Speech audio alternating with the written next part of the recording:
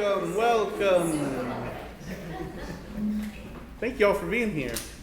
My name is Corey Fry. I'm the exhibitions manager here at the Delaplane Art Center. I'm really happy about our talk today. I'm really excited. You're in the Art Matters talk for July, and this is featuring Nick Hutchings, Deborah Ambush, and Jim Roberts, who are artists that are a part of our Frederick County 275th anniversary exhibition. Our CEO, Dwayne Duxon, came to us and said, I'd like to do something for the county anniversary. And so we started brainstorming about what to do. And Kristen Butler, who's not here, she's our director of programs. She has a background in history.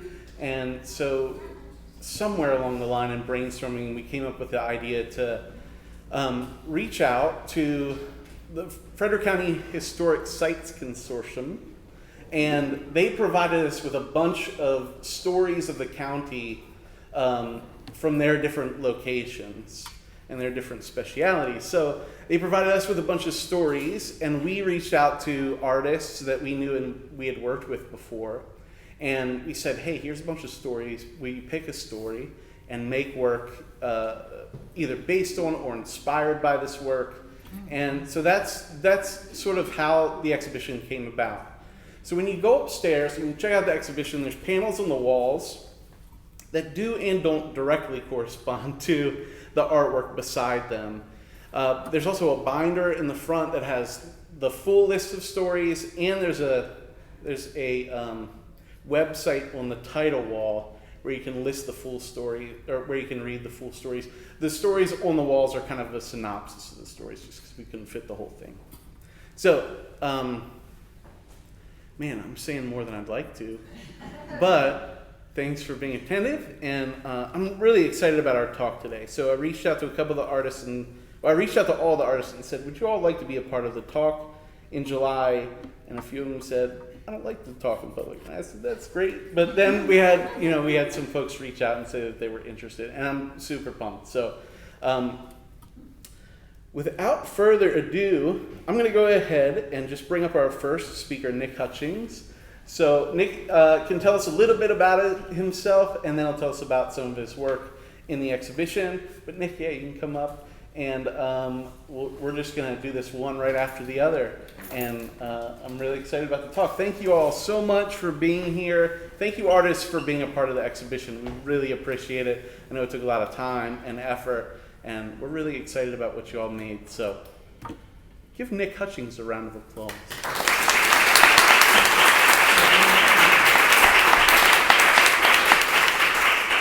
So, Corey, during your light editing, this section could be taken out.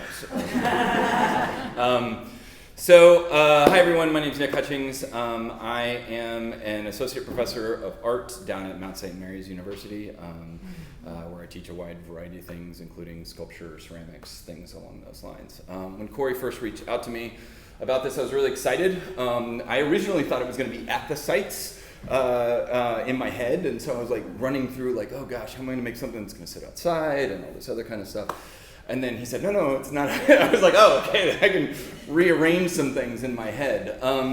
And when reading through the information and the various stories that were given, I was really gripped by one, and I heard Dorothy was gripped by the same one, and it was a story about two self-emancipated slaves that ran away from Catoctin Furnace. Their names were Peter Dorsey and Gabriel. I was first kind of surprised by the title, because I have a friend named Peter Dorsey, and so I was like, oh, let me read this story. And when I got into it, the story was about, in 1782, two slaves had escaped Catoctin Furnace. Peter Dorsey was the slave of James Johnson.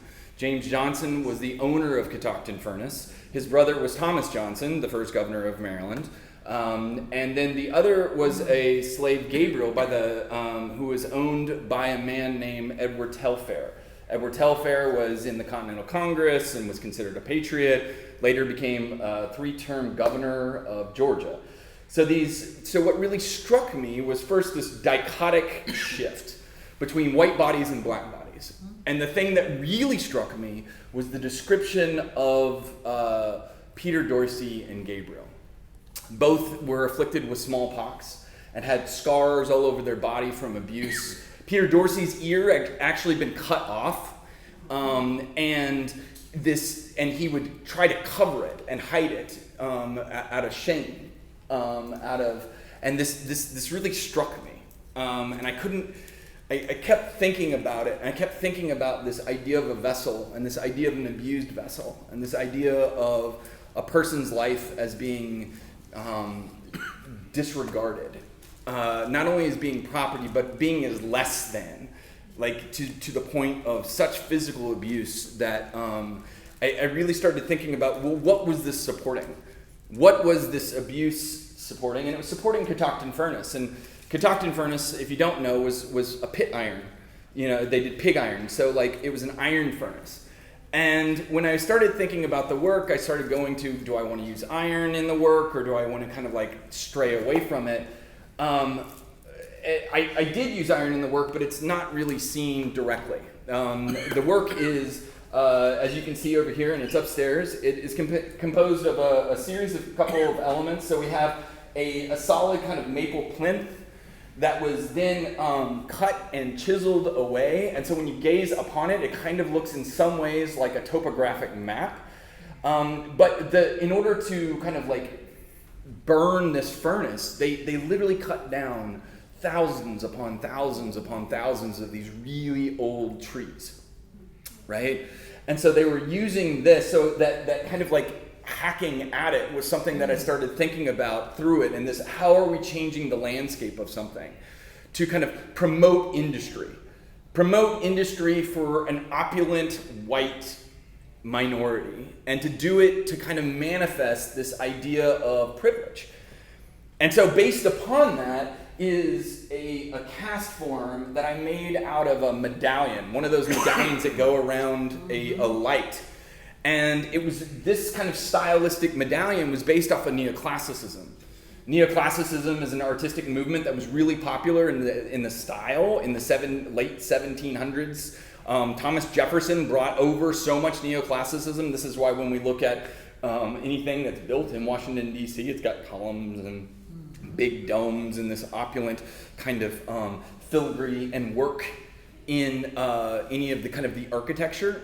And so I was thinking a lot about this perpetuation of the ideal beauty, the ideal image, the ideal architectural form being supported by a yoke of oppression. And so this form here was a oak piece that was actually it was a Mobius strip. And if anybody doesn't know what a Mobius strip is, it's a one-sided object where you take a piece of paper and you flip it over and you twist it and they connect, and you can run your finger around, and it creates an infinite loop. This thing was an infinite loop that snapped. And so it was snapped, and then on the bottom of it, this cornice piece, chunk of it, there is a form that is resting. And that's the form that really, to me, was something when I started thinking about these broken bodies and the difference between white bodies in this kind of opulent hierarchy set upon a pedestal, you know, being supported by this form down at the bottom here, which is a clay form. It's two clay vessels that are fused together with a glaze. The clay forms, I can kind of zoom in on it for you. There you go. So the clay forms were both made with a red iron clay. Here's where that iron comes into play. It was a red clay that had a lot of iron content in it, and the glaze itself had a lot of iron content in it, and charcoal into it, which charcoal was used to kind of charge the furnace. So I was thinking about these bodies, and I was thinking about the smallpox on their forms. I was thinking about the ripped ear off of Peter Dorsey in this form. And so these two forms are two different vessels that are fused together, because these two men, who they didn't even know if they knew one another, escaped together. They became brothers in their emancipation, in their self-emancipation, and freeing themselves. And so this fusing of two forms there, and then on the interior is gold. And it's gold luster. And gold luster actually has gold in it. And so there's this gold luster that goes down, and I was thinking a lot about, spiritually speaking, the place of oppression, what is twisted and broken and fragmented in humanity, in this systems of oppression that have been set up to abuse and break another body, another human, for the sake of progress, for the sake of aesthetics, for the sake of wealth, for the sake of money and industry. And so I'm trying in this piece to show, so this form right here is actually balanced by the yoke. It's sitting there, and I told Corey, if it breaks, it's okay. If it breaks, it's okay. Because this thing needs to break.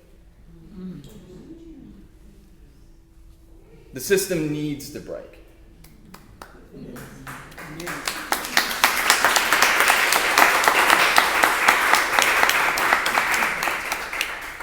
I was thinking a lot about this, and I was praying a lot about this, and my faith is always, always, always imminent in my work. It's seeped in it. I can't do anything apart from it. I can't divide myself from it. And I was thinking a lot, and what came to my heart in prayer when I was thinking about this is the greatest kings of earth will be forgotten, but the least in the kingdom is known. And so this idea of this opulence, these men, Edward Telfair, who owned Gabriel, James Johnson, who owned Peter Dorsey, they have histories that are known in historical societies that are written about. These two slaves, the only thing that is known about them is that they escaped, and a description of their abused, beaten bodies. But to me, in my faith, in kingdom, those abused, beaten bodies are known.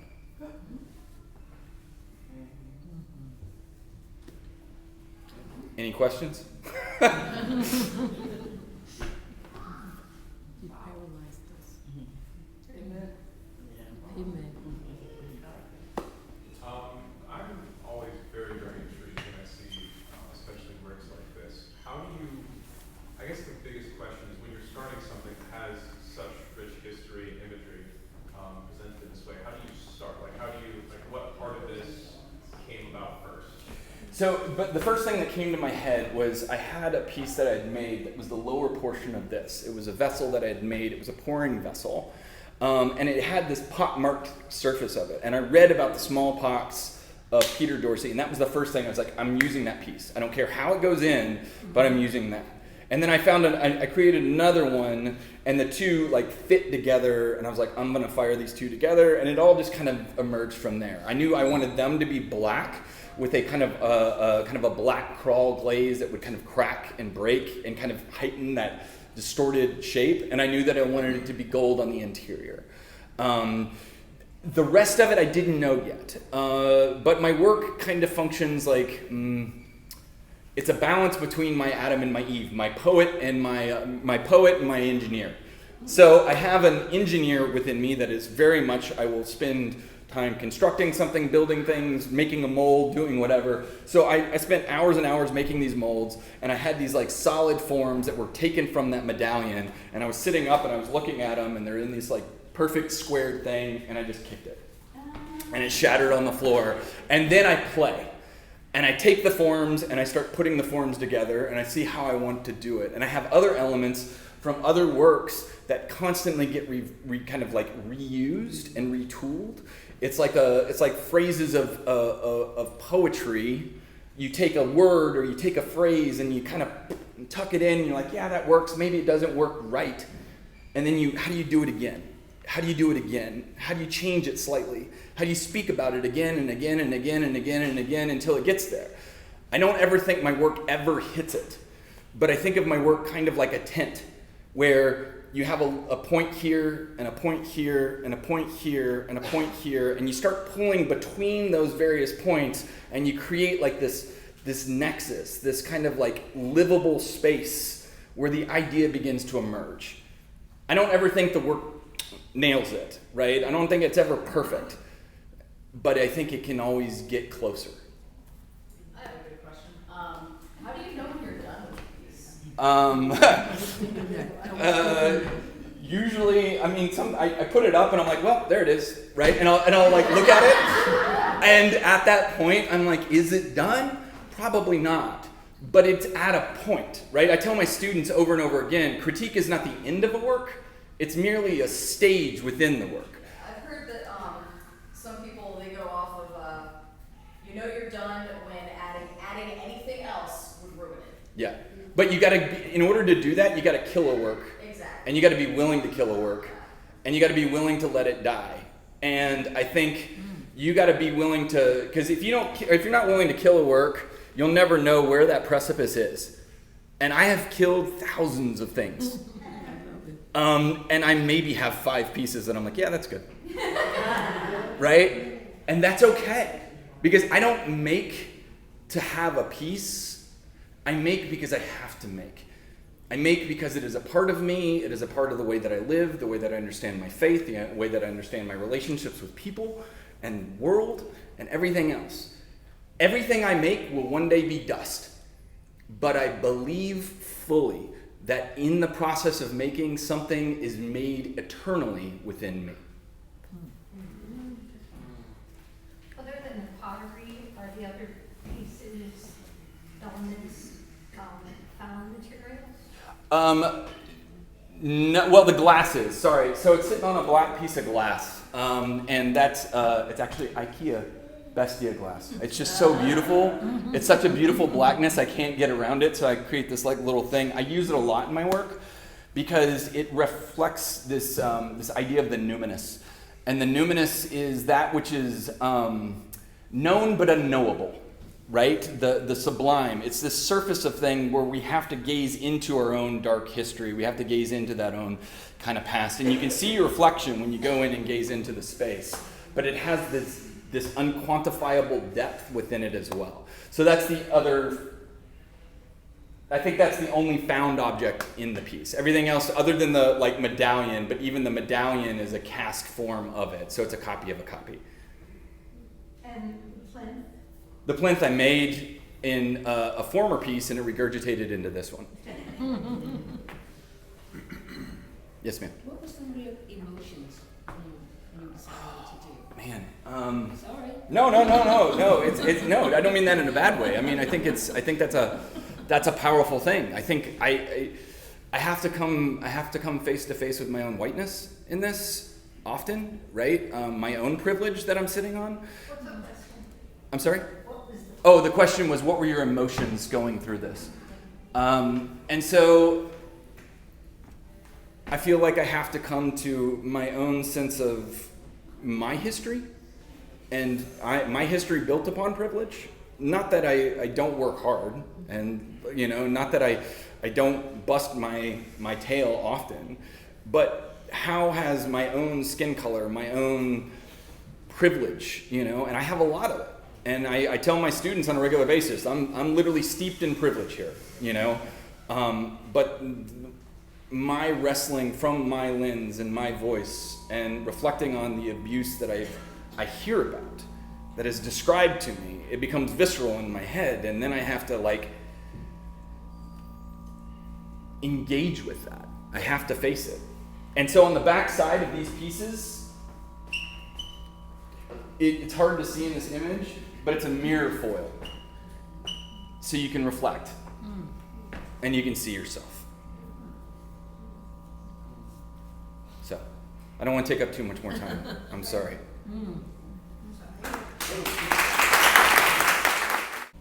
Hello, everybody. Hello. Asante Sana, it's so good. Edise, it's so good to see everyone. And some hours after the digital ink of Congress dries, it's so wonderful to be in this integrative space to know that we have a common cause.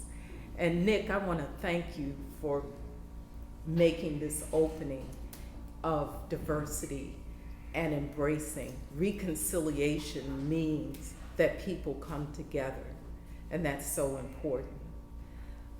It's always wonderful to be in the presence of people who care about a common cause, So I think that my slide is here. I too chose to talk about Peter Dorsey and Gabriel at Catoctin Furnace. I was struck as a person standing on the edge of the property and talking to Elizabeth Comer. First of all, her resolve. Is Elizabeth here today? Hi, Elizabeth. It's wonderful to be here with you and to, as an artist, relate to the emotions that I have. To know that your descendants are buried and still on this property. I encountered them many years before stepping on the property with Elizabeth. I had been asked to write a curriculum for the Department of Interior regarding slavery. And by chance, we were in the Natural History Museum. And there's a lab space or a preservation space. And what struck me being in that space in, say, 2004, 2005, was that there was a row after row of human skeletons that were perched on the top of a rack. And I saw the word Catoctin, and I had been here for some years. We're celebrating some 30 years here as residents of Frederick, Maryland. But what struck me was I knew that, and I came home and had this conversation with my husband about having that spiritual sense that those were people that are in some ways connected to my family, my culture, and this struck me. And so ironically, that was not the last that I would be attached to the cruelty of those skeletons at the top of the Natural History Museum and having no explanation, but seeing them as an inventory that grabbed my heart. So what I'm sharing with you right now is a journal, portion of a journal advertisement. It was common practice to advertise for the enslaved that had run away. And everything in the 17th, 18th, 19th century, our humanity is always the physicality of one's body, parch marks, height, stoutness, thinness. The inhumanity is ever present. I was struck by a poem well after I had made my work by my colleague, fellow artisan, Elaine Bond. Would you just raise your hand and let everybody know you're here? She is our poet laureate here locally. And I'll just read this poem. I shall bare my teeth too, stretch my gums, back holding head high. I shall raise up my throat, pump tissue with air pushed through lungs. I shall crouch with ears pricked, pawing the earth on padded feet. I shall speak the language of wolves, echoing in woods on moonlight nights, when cold wind blows, branches bare, hunters sleep in beds. When rifles lean dark against walls, I shall learn to slip in silent shoes, wading through brush bramble while staring from illumined eyes on mountains high above tree lines where breath is shallow but howling deep. As Elizabeth, Dr. Comer, talked about the physicality, that struck me. The idea that they had to break the back of the enslaved in order to bury them. That struck me. It continues to resonate. I believe that the people that came to Catoctin were coming from somewhere. They were people who understood the habitation of things, Shango, Oshun. They came, the Ashanti, the people from Sierra Leone. They were people who had an ontology. They knew and had organized in their minds the things that they believed. And so when we come to this point of intersection in this print, I entitled it The Moment in Which They Had Thoughts of Freedom. And I wanted to convey this with Shango and Ashun represented here as the iron waves. There needs to be a new paradigm, which I think Dr. Comer is opening the door for, that includes the voices of people of color. We need to be able to say that when we stand on the edge of the Catoctin Furnace property where we cannot go beyond, and we know that there are bodies there along the creek, we need to be able to reparate those bones. We need to be able to reparate those stories. And from seeing the work that Dr. Comer has done, this becomes very important. So there were also, it wasn't just iron. That's another thing about Catoctin. There were ancillary, there were secondary industries. This is a pond down here. It's empty now. It's a gristmill pond. Yes, yes, because they were directing the water through industry all the way along, from the furnace to the grist mills to the sawmill and beyond. But there were also cottage industries. Women were making clothing. There was a cobbler here. Somebody was making shoes. And we know this because when we did the archaeological excavation at the Forgeman's house, we found 30,000 artifacts, including 700 pins, which is not just, like I think I'll mend something today. I mean, that's an industry, right? And then also we have pieces of leather that are actually cut, just they're obviously cutting the larger piece of leather to get a sole of a shoe. So they're making shoes, or they're either making them or doing substantial cobbling to them, either a cordwainer who makes shoes or a cobbler who fixes shoes. But those industries were here as well in the village, so it wasn't just iron. That this is the door of no return. Most enslaved people left demarcated from ports of slavery.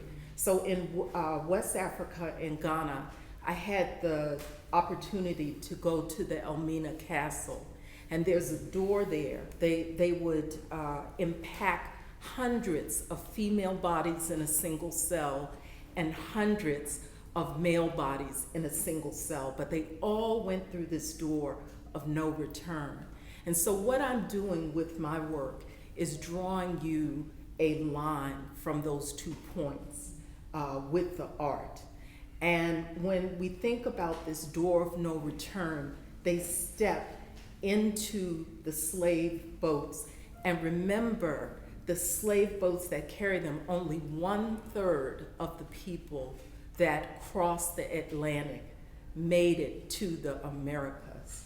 So it is significant that the paradigm shift, the opening up of the telling of the stories of artists, despite the Supreme Court's vision of what art is, that the real purpose of the art is to live, to inhabit, to breathe, to keep memory, the idea of memory. All these things are intricately important. The people who were enslaved at Catoctin Furnace, this is what we call an Asafo flag. And when I was in West Africa, I had the chance to put me next to and in proximity to understanding that people come with something. In this piece, I tried to borrow from the idea of a Khan culture, and I wanted to explore the emotive qualities like Nick. I wanted to explore this idea that there must have been so many dimensions of emotion that were wrapped up in this time where Peter and Gabriel decide that they have to leave because emancipation had entered into them as important things that they needed to pursue, and that families survived because of that. So I wanted to just give you a little bit about my process, and if you look at my little video over on the left, I am indebted to the Winklers who helped me with my printmaking process. But in this particular video, I'm showing you my process for etching into the glass. And everything returns in my family to joining together. When we make a work of art, my son Malcolm and my husband Alan, we all join in together. It's just been the way that making the process of the creative process has been. I imagine that long after I'm gone, I love what Nick said, that somebody will stand there long enough to catch the light as it projects onto the wall, and maybe they might understand it, the lingering of the slave who is embracing her son, who might have lost a brother, who might have lost a father. Maybe they will imagine the tremendous heat of the furnace. And so this was my impetus for the work that I created here. And finally, I'll say that I also wanted to make sure that the descendants of Patrick Ambush were also thought of in this exhibition. And I wanted to have you think about the passages that you make every day in your walks. This is scenes from Record Street. And what I did was to document the ironwork at 2nd Street and Record Street with the help primarily of my husband. And the thing I want to leave with you is the consideration, the contemplation of the hands of the enslaved on these iron pieces that we pass by every day. And one question in particular is the slide second down from the bottom. That's a snake. And in the conversations that I've had with Dr. Comer, we've kind of been talking about this very African presence that we have not really addressed here. This would have been symbolic of iconography that we have yet to explore. We know that archaeologists and art historians are looking at this. So my last piece that I'll talk about here is descendant. We are not clear as to whether Peter and Gabriel made it, but I would like to believe that they in fact did, and I wanted to create this piece to have you ponder what the institution of slavery was truly like and what it means in this moment where we are still grappling with issues of what emancipation is and what we're going to do about it. I thank you so very much for the opportunity to share what I believe. Thank you.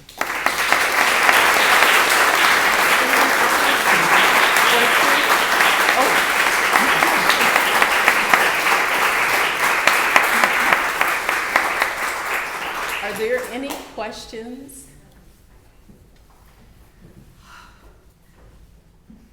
Yes.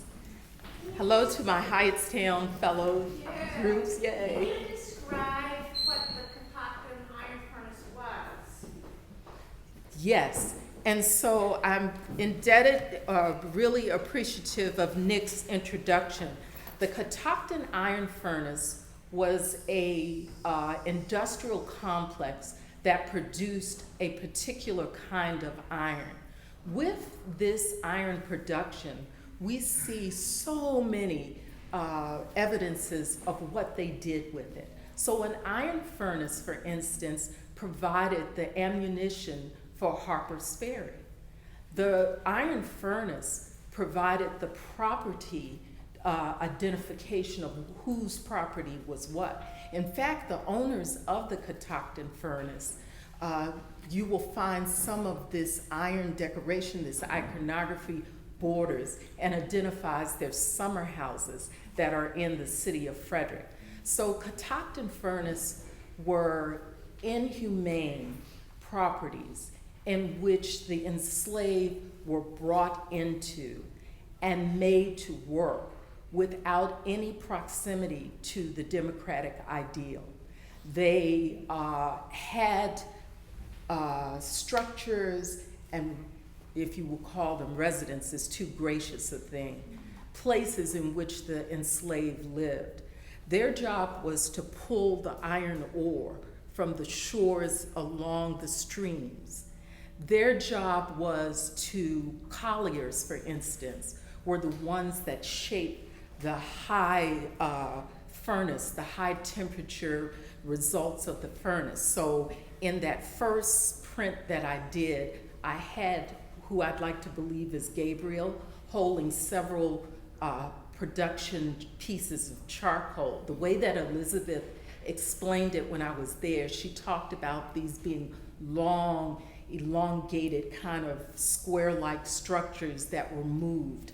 I considered the concocted furnace as a place in which surrounding areas became rich. So we need to look further, not only at Catoctin, but we need to look at Antietam.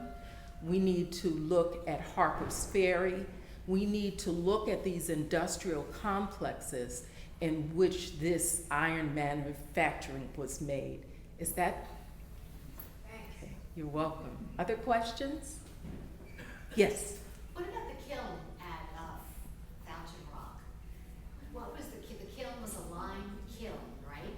Now, And the train came in and they did I the process? will have to say that that's not, wasn't part of my focus here. Elizabeth, do you have any? Sure, I mean, lime was an essential component. It was used as the flux, which meant that it would help separate the iron ore from impurities. So we had many lime kilns in northern Frederick County. Fountain Rock, of course, is one of them. We have ones much closer to Catoctin on what is now Springfield. There's one in Thurmont on Moser Road. There were several just east of the furnace, because we had a lot of limestone outcroppings. And those kilns would burn the limestone, and then the limestone would be used as a flux. But limestone was also used on fields to increase production of, increase the productivity of soil. So there were many, and it was used as quicklime in whitewash for your house. So there were many uses. But yes, Fountain Rock is an excellent example of a Frederick County lime kiln.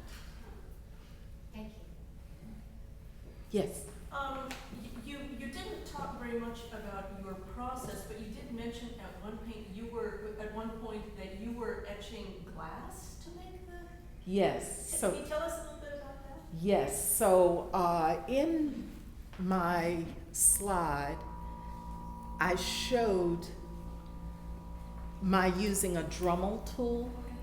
And if you look, you will see a drawing which we took to Staples. I begin with my sketchbook, and I take that particular piece and I have it enlarged. So this is my second one like this that we've worked together. And so this Dremel tool has many different implements that you can change, and I used a very fine diamond. And it really took a long time to, I think this is the part where contemplation comes, because it takes a long time. That constant kind of vibration, it really forces you to step back in increments. So my artistic process was meditative, Right. and it required me to really understand beforehand what the nature of the drawing was.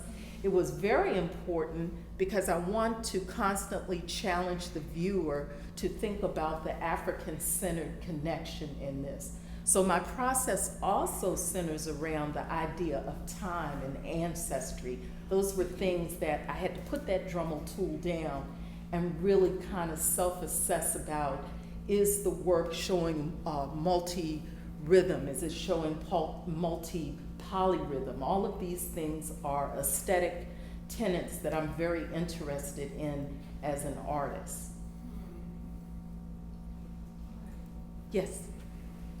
There was a moment you talked about where you said when light hits it just right.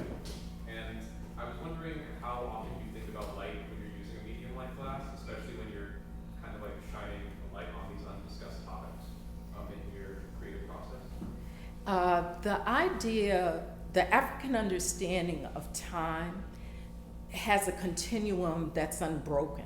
So there's even the notion within African philosophy about an elder's sense of time being very different from, say, a liminal sense of time, okay, midlife and the beginning of time. So that was really important to me, and I was challenging. I love what Nick said, because you're never finished. You're constantly challenge yourself to understand something better than you did before.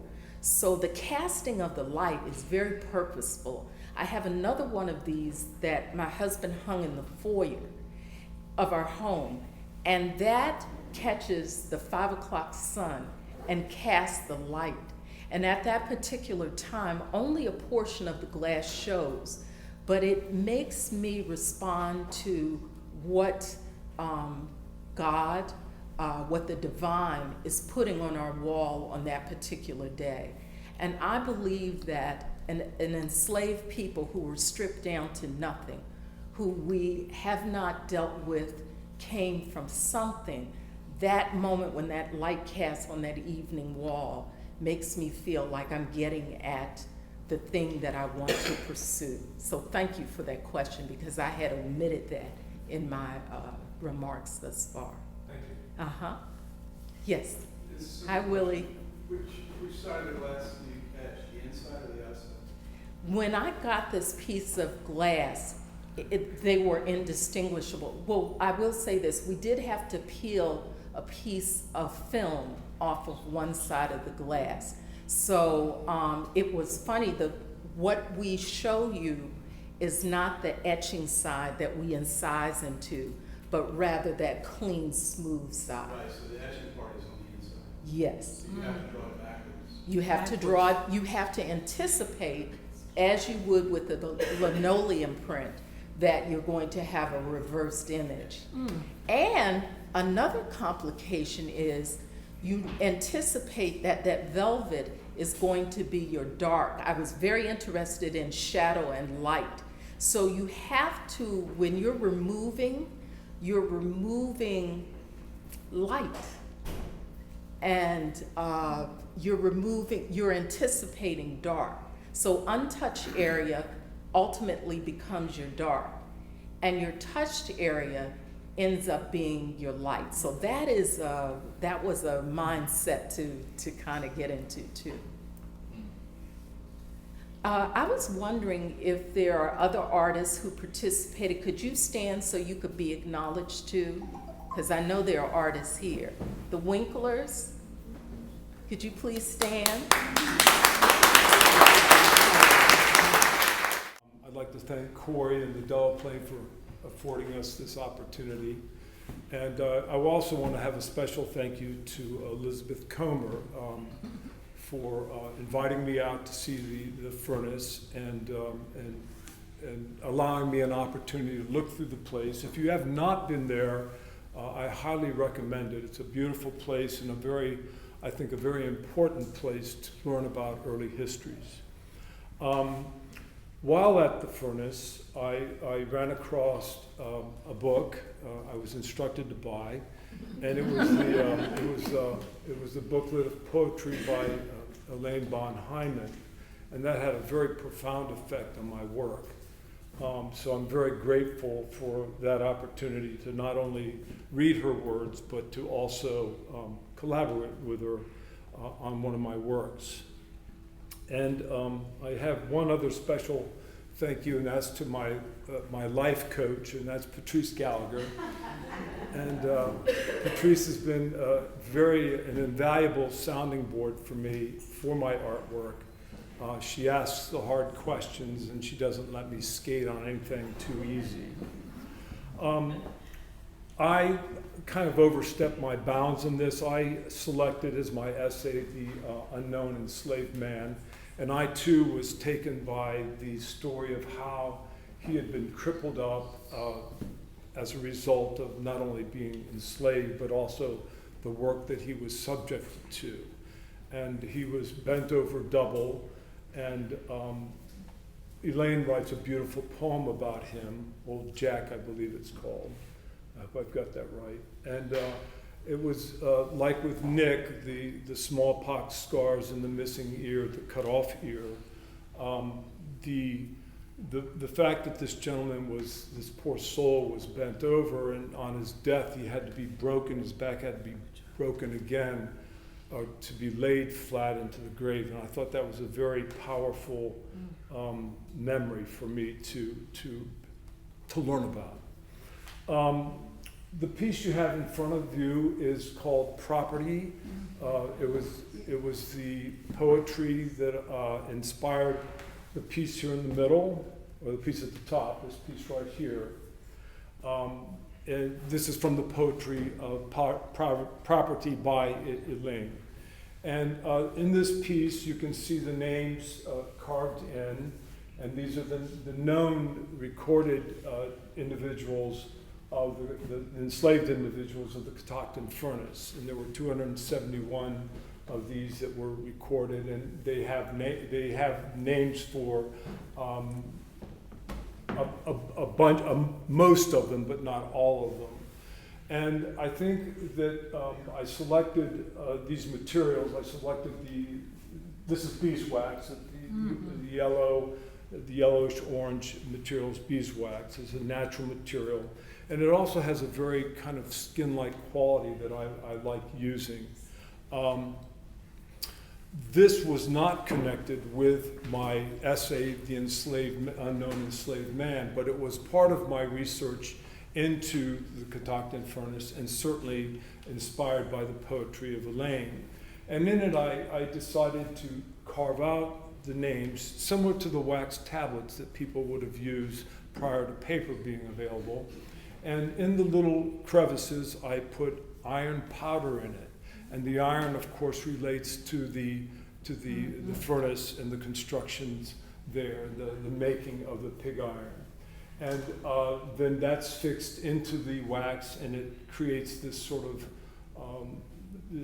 panels with these names. It reminded me a little bit of the Ten Commandments. Anyway, that was one of the pieces that was inspired by my research and the poetry of Elaine. Let's see if I got this right.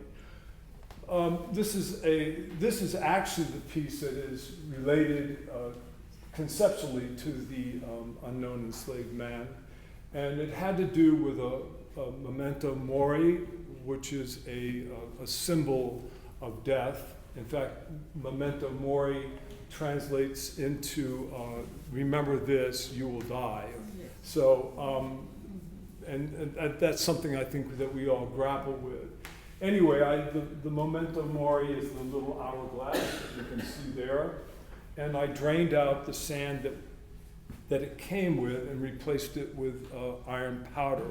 And there's roughly 6 grams of iron powder in there, which is on a general basis about the amount of iron powder that we have in a human body.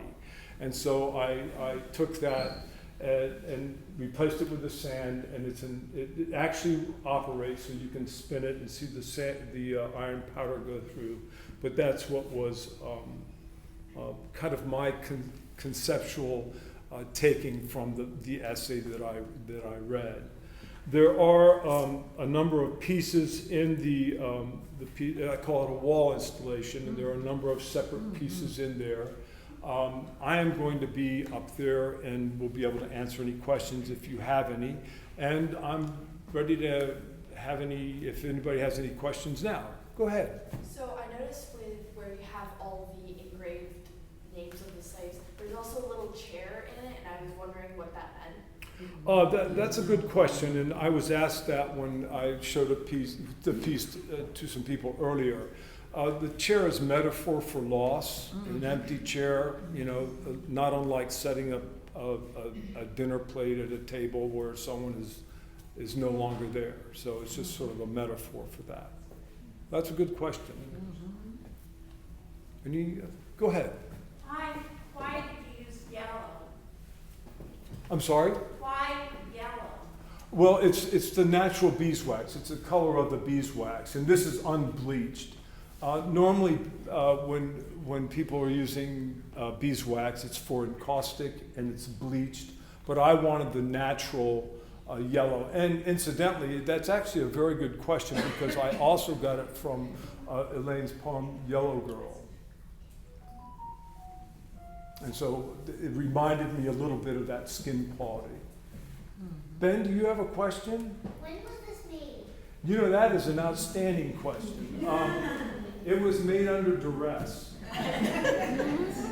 I had some medical issues I had to deal with, and so it was a little touch and go for me, but I made the piece beginning in February, and I finished it 2 weeks ago.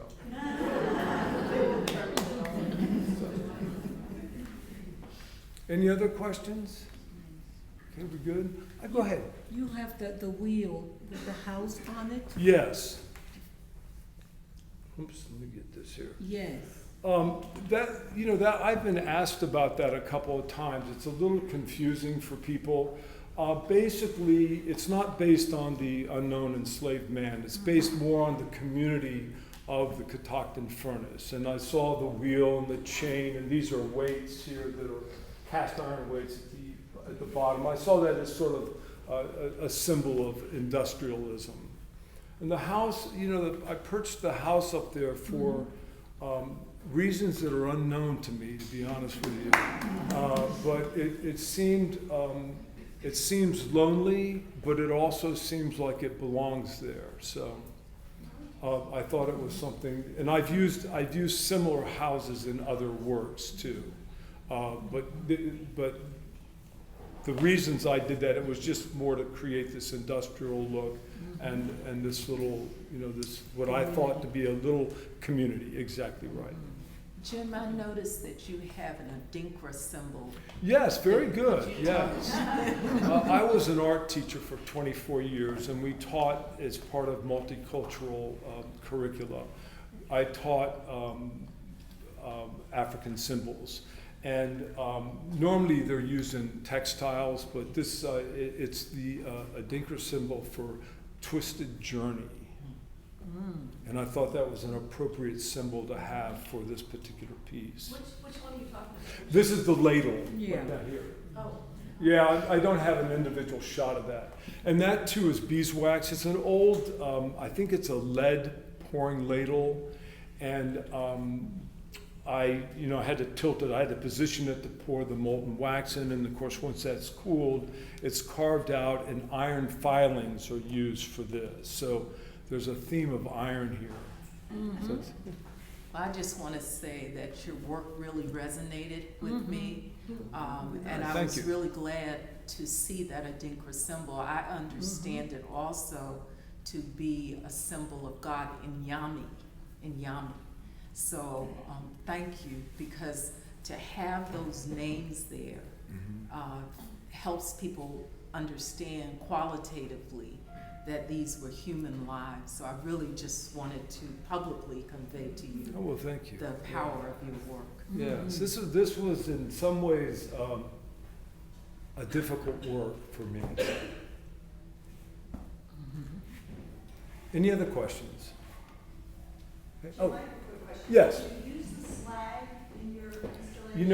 I tried a lot to do. I did a bunch of different things. The problem became the size of the piece. To use the slag and to keep it sort of recognizable, I still have it. I haven't forgotten your kindness in giving me that. And I will create something with it, but it was going to be something that would be too large. I was afraid you might ask me that question. I do have a question for you. How many of you have heard of pig iron? How many know, Pig iron. other than Elizabeth, how many knows why is it called pig iron? Does anybody know? In fact, Nick, didn't you say pig iron in your talk? I did. You did? I didn't know why. I don't know why it's called pig iron. Oh yeah, well this is something you would learn if you went to the furnace. It squeals. Yeah, it squeals, right. Elizabeth, you want to tell us why they call it pig iron? Well, this is one of those questions of But when the iron reaches 32 degrees and comes out of out of the furnace into sand troughs, they are then, in order to direct the iron into smaller, amounts so that it can cool and actually be picked up and then used, they look like little piglets suckling from a sow. Exactly. In the Right. center Yeah. chamber of the ore, or molten ore, and then the chambers that go to the right and left being the little piglets. So that is one, and I think that's probably accurate because every iron furnace I've ever been to tells that same story. Right. But there is also, in the literature and in the oral history, this idea that when the iron comes out at 3,270 degrees, it can make a sound. It's like a squeal. Now, I think you have to go to Germany to find out, because that's the only place I can find that is still doing this. But anyway, and that would sound like a high-pitched Squeal. Gotcha. of a piglet. Gotcha. Okay. Two possible explanations, both of which are viable. Right, that sounds good, but I thought that was an enlightening bit of information for me, because I always thought it just meant crude iron, but exactly. Iron was never crude. Right, yeah. I didn't mean it in that sense, so. Okay, if there aren't any further questions, I would invite Elaine to come up, please. She's going to do something special for us here.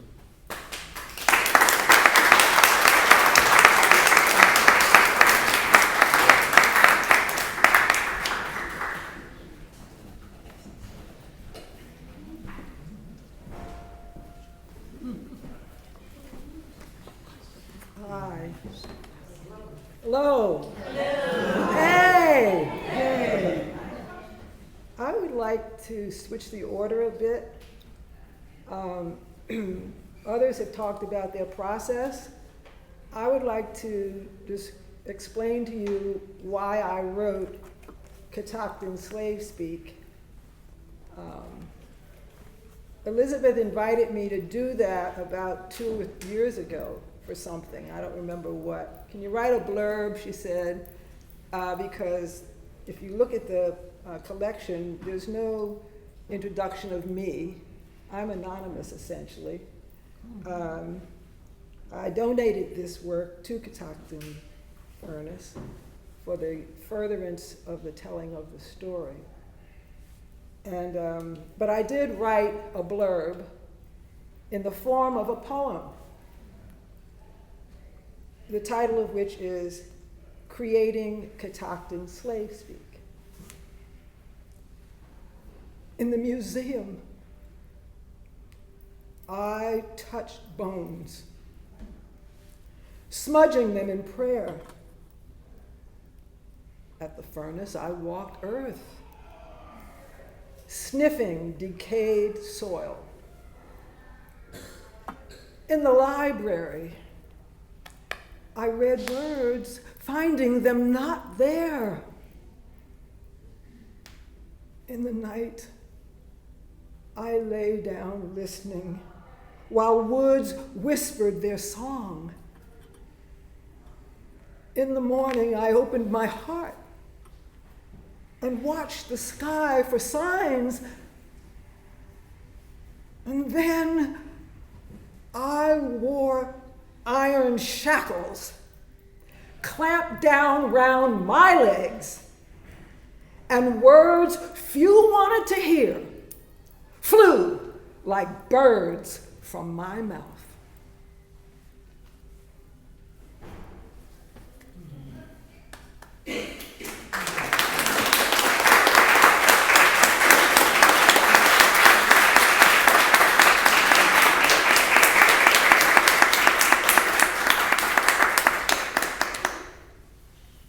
And now I'm going to read you one of the poems. After which, I hope if you have a question you want to grab me at the end, we can talk, but I'd like there to be an opportunity for silence. No more questions. We've heard an eloquent speech my fellows, thank you. Now I want you to hear from Bruce Slade. Property. And it's done in a call-response way, which is the African way. So really, I'm going to be voicing more than one. Something owned or possessed, worked, rented out, sold, used as business collateral, given away. Black bones lying in a ditch, 200 years unattended, waiting in death. We're property, unclaimed, unvisited, unknown, deflowered in unmarked graves. Owned, lock, stock, and barrel, guns pointed at our heads, trigger happy neighbors, waiting. Stones cry out, black bones rattle, roll the call of our names. George, Harrison, Henry, Harry, Isaac, Leonard, Lucky, Lucy, Peter, Sarah, Stacy, Wally, Sarah, Leonard, Jeremiah, Henry, Peter, Nathaniel, Ruth. Whites owned our eyes, blinded them.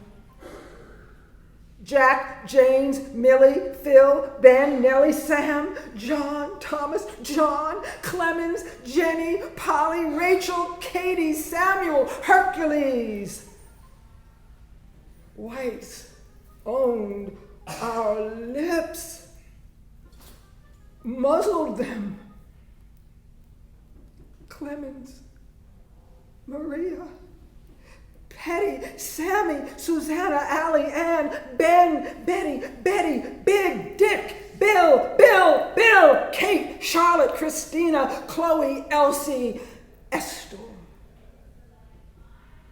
Whites owned our hands, manacled them. Farm Jacob, Frederick, George, Harriet, Henry, Harvey, Henry, Hetty, Humbert, Jack, Jacob, Jane, Janie, Joe, Larkin, Len, Lewis, Liddy. Whites owned our feet, shackled them. Little Bill, Locke, Lorena, Lucinda, Magdalene, Maria, Mary, Maddie, Millie, Mill, Mingo, Nady, Ned, Nell, Old, Hannah, Old, Will, Paris, Pris. Whites owned our arms, branded them. Reese, Romeo, Rose, Sal, Sam, Samuel, Sue, Toby, Wally, Will, Hanson, Big Bill, Daniel, Isaac, John, William of Elizabeth. Whites owned our vaginas, raped them. Lucy, Jane, Caroline, Georgiana, Emily, Anise, Sarah, Mary, Ellen, Mary, Meredith, BC, Anna, Mary, Caroline. Whites owned our necks, hung them. Andrew, Julia, Lucy, Mary, Peter, Sarah, Sylvester, Andrew, Eliza, John, Joseph, Mary, William, Martha, Philip, Sarah, Henry, Eliza, Beth, Hezekiah, John, Nathan, Otho, Sarah, Susan, Ann, Isaac, John, Julia, Nick, Peter, Sarah, Simon. Whites owned our backs, broke them. Jacob, Moses, Nicholas, Richard, Mary, Daniel, Ann, Anthony, Richard, James, Patsy, Nace, Rachel, Ann, Bill, Bob, Charity, Christina, David, Eliza. Who owns the owner's property? unknown, unknown, unknown,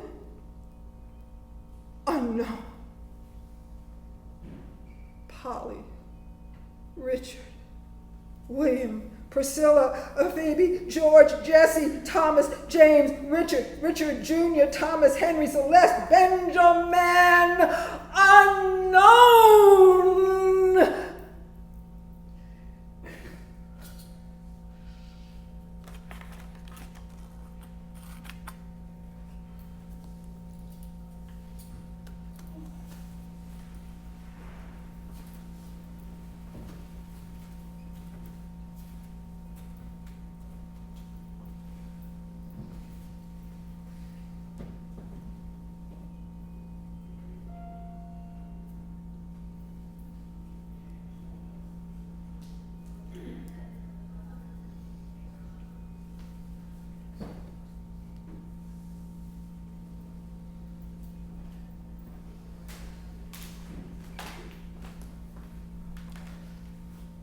Thank y'all for being here.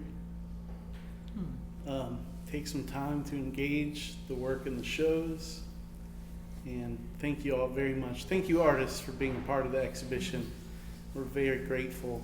And thank you, Elaine, so much for being here and sharing your work with us.